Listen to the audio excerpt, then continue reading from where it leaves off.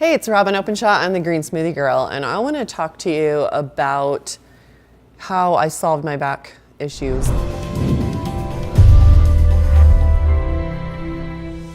I did not really come into the world with a healthy back.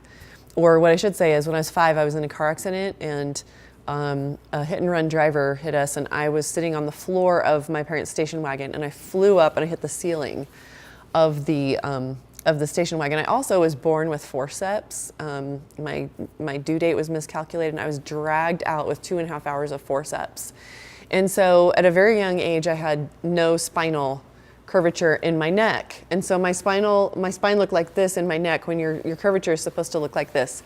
And so I had some challenges to overcome. And I don't know if I necessarily have, the ideal curvature, but I'll tell you the things that I did. It's never just one thing, right? One of the problems with trying to study holistic health is it's never one thing. But I want to tell you things that are the reason why I've had zero back pain in the last 8.5 years. The things that have made the most difference. I actually was in an ATV accident several years ago and spent 6 days in bed, could not get out of bed. But 12 days after the accident, I was running. Even though I'd broken 2 ribs, I was feeling good and running and playing tennis 12 days later. So I want to share some things that have made a big impact on my back health. The number one thing that I think is so important is stretching and getting up out of your seat. If you have a desk job, and most of us do, most professionals are sitting at a desk for way too many hours a day than we were built to do. And so you may not have the money for those adjustable desks, and wouldn't those be nice, right? But I actually just got a $30 stand. And so I put my keyboard up on the stand, or I put it down if I want to sit. But I try to make sure I'm not sitting for long periods of time, because when you are, you can imagine your spine compressing. You're literally getting shorter. And it will not only make a difference on your spinal health, but studies show that people who sit for too many hours a day, people who watch a lot of TV, literally are taking years off their life. They are in great jeopardy of higher chance of mortality. I require myself, if I'm on the phone, to not be sitting in my chair.